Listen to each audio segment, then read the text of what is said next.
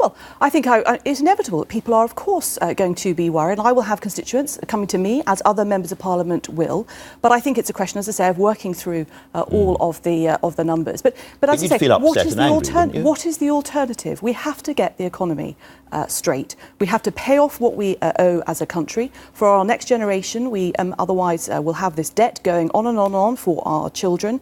And as I say, in terms of explaining, but there is the Chancellor, his track record has been supporting working families. That's what I do about the fuel duty, the council tax, childcare, all of those things which do make a difference, and particularly the increase in the living wage and the increase in the income tax threshold next April. So how are they going to feel, nonetheless, when they get those letters? Well, I'm sure people will feel very concerned, of course, the income tax, but also, as I say, we look at the broader package, and that's what we as politicians have to communicate, is that broader package that it is going to make a difference, a positive difference to people's income when you take all those other things into account. It has been suggested by quite a lot of your colleagues, people like Boris Johnson, Zach Goldsmith, many MPs in the Commons as well. You heard Heidi Allen's speech. I don't know if you did. I did, yeah. A lot of people are suggesting, OK, well, we don't like the overall message of this, but we do understand it. But what we have to do is just do something on the edge to mitigate the pain for people right at the bottom, whether it's moving on thresholds or whatever. Are you against all of those kind of ideas? Well, the Prime Minister has made it very clear that the policy is not going to change,